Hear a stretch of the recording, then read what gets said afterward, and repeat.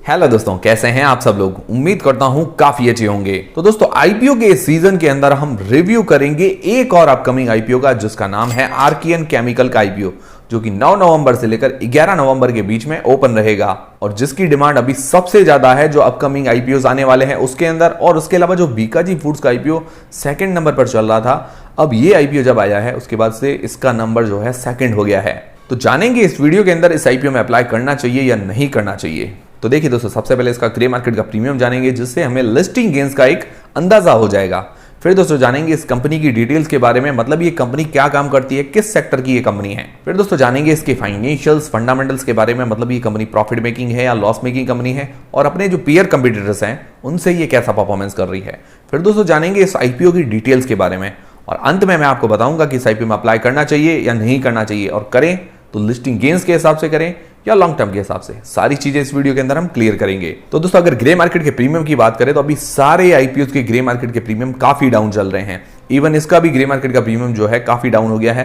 पहले 90 रुपए के आसपास चल रहा था इसका ग्रे मार्केट का प्रीमियम। आज की तारीख में देखें तो 65 रुपीज पर शेयर इसका ग्रे मार्केट का प्रीमियम है। 36 मतलब 36 शेयर का ये लॉट है, तो 65 इंटू 36 करते हैं तो 2340 मतलब 2340 रुपए हमें एक लॉट पर आज की तारीख में फायदा बता रहा है। अगर परसेंटेज वाइज देखते हैं तो करीब करीब 16% जैसा ग्रे मार्केट का प्रीमियम है आज की तारीख में। तो देखिए दोस्तों, अभी देखा जाए तो ग्रे मार्केट का प्रीमियम 20% से कम है। तो अभी क्या है कि हमें संभल कर अप्लाई करना है। दूसरे और तीसरे दिन के ग्रे मार्केट के प्रीमियम और सब्सक्रिप्शन के आंकड़े देखने हैं, डिमांड देखनी है, उसके बाद अप्लाई करना है।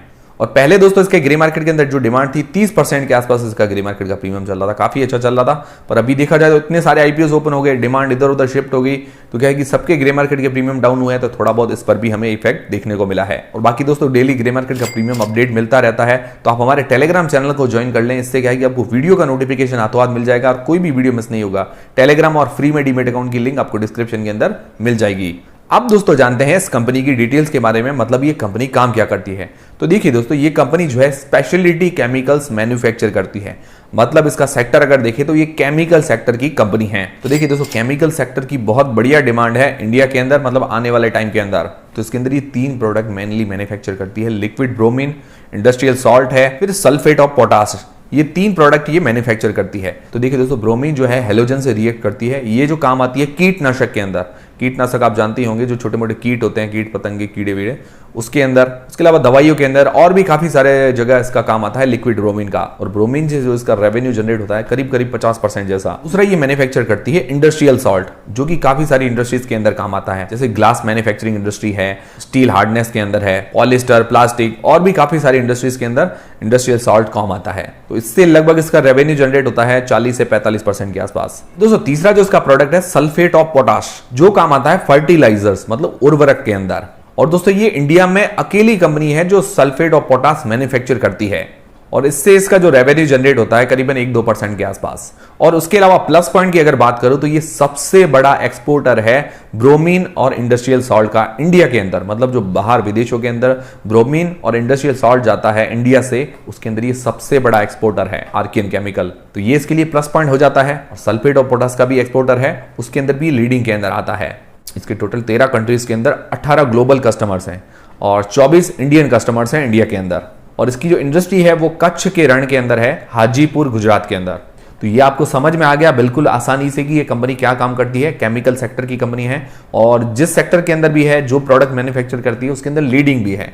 तो कंपनी का काम बहुत बढ़िया है। अगर आपको समझ में आया है तो वीडियो को एक लाइक जरूर करें, इससे हमें काफी मोटिवेशन मिलता है। तो दोस्तों ये तो हो गई कंपनी की बात। अब इसकी मेन चीज आती है इसकी वैल्यूएशन, फाइनेंशियल फंडामेंटल्स, उसके बारे में भी हम जान लेते हैं। तो देखिए दोस्तों, इसके अगर एसेट्स देखें तो 2019 से लेकर 2022 तक लगातार बढ़े हैं। फिर इसका रेवेन्यू अगर देखें तो 2019 से लेकर 2022 तक इसका रेवेन्यू भी लगातार बढ़ा है। 2021 के अंदर था 755 करोड़ रुपए, जो 2022 के अंदर बढ़कर हो गया 1143 करोड़ रुपए। तो रेवेन्यू के अंदर एक साल के अंदर 50% से ऊपर की ग्रोथ है। फिर प्रॉफिट आफ्टर टैक्स की बात करें तो 2020 के अंदर ये कंपनी लॉस मेकिंग थी। फिर 2021 के अंदर जो इसने प्रॉफिट जनरेट किया 67 करोड़ मतलब 67 करोड़ रुपए का। और 2022 के अंदर जो इसका प्रॉफिट है 189 करोड़ रुपए का। तो प्रॉफिट के अंदर जो जंप है एक साल के अंदर 182% का, 182% का। तो रेवेन्यू, प्रॉफिट और एसेट्स के अंदर बहुत अच्छी ग्रोथ है और उसके अलावा अगर इसकी नेटवर्थ देखें तो वो भी साल दर साल बढ़ रही है। पर अब एक मेन सबसे नेगेटिव पॉइंट जो है, इसके ऊपर डेप्ट मतलब उधारी काफी ज्यादा है। करीबन आज की तारीख में देखें तो 915 करोड़ रुपए की उधारी है आज की तारीख में इस कंपनी पर, जो कि बहुत ज्यादा है। और इस आईपीओ के अंदर प्लस पॉइंट ये है कि 1462 करोड़ रुपए ये जुटाएगी आईपीओ के जरिए, जिसके अंदर 644 करोड़ रुपए जो है इसके लोन चुकाने के अंदर काम आएंगे। ये पॉजिटिव पॉइंट है।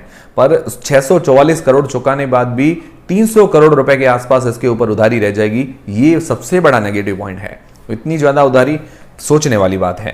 हालांकि कंपनी भले ही लीडिंग हो, इसके रेवेन्यू प्रॉफिट के अंदर अच्छी ग्रोथ हो, पर उधारी बहुत ज्यादा है। फिर दोस्तों इसके पीयर कंपीटिटर्स से इसको कंपेयर कर लेते हैं। तो देखिए दोस्तों, आर्कियन केमिकल का जो प्राइस टू अर्निंग रेशियो है करीब करीब 22 का निकल कर आता है और इसका जो रेवेन्यू है 2022 के अंदर 1143 करोड़ रुपए का। फिर दोस्तों टाटा केमिकल्स जो इसकी पेयर कंपीटिटर है उसका पी है 14.5 का, मतलब टाटा केमिकल से ये महंगी कंपनी है। और टाटा केमिकल का जो रेवेन्यू है 1337 करोड़ रुपए का। तो टाटा केमिकल जो रेवेन्यू के मामले में 200 करोड़ रुपए ज्यादा रेवेन्यू जनरेट किया है 2022 के अंदर। फिर दोस्तों दीपक नाइट्रेट जिसका रेवेन्यू है 2022 के अंदर 6840 करोड़ रुपए का, करीबन 7 गुना ज्यादा इसका रेवेन्यू और इसका प्राइस टू अर्निंग रेशियो है 31.6 का, तो उससे थोड़ी ही सस्ती वैल्यूएशन पर है। फिर दोस्तों आरती इंडस्ट्रीज जिसका रेवेन्यू है करीबन 7000 करोड़ रुपए का 2022 के अंदर और उसका जो पी है 20 का, तो उससे महंगी वैल्यूएशन पर है।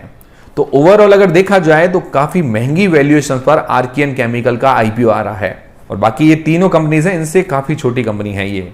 तो ओवरऑल वैल्यूएशंस काफी हाई है। ये इसका दूसरा नेगेटिव पॉइंट हो गया। फिर दोस्तों आईपीओ की डिटेल्स के बारे में हम बात कर लेते हैं। तो दोस्तों ये आईपीओ जो है 9 नवंबर से लेकर 11 नवंबर के बीच में ओपन रहेगा और इसका जो प्राइस बैंड रखा गया है 386 रुपए से लेकर 407 रुपए के बीच में 36 शेयर का ये लॉट है और इसका जो इश्यू साइज टोटल है 1462 करोड़ रुपए का, जिसके अंदर फ्रेश मतलब जो नए शेयर जारी करेगी 805 करोड़ रुपए के और इस 805 करोड़ में से 644 करोड़ इसकी उधारी चुकाने के अंदर काम आएंगे और बाकी काम आएंगे जनरल कॉर्पोरेट पर्पस के अंदर। फिर दोस्तों 657 करोड़ रुपए का ओएफएस मतलब ऑफर फॉर सेल है, जिसके अंदर क्या है कि प्रमोटर्स अपनी 10% की हिस्सेदारी बेचेंगे।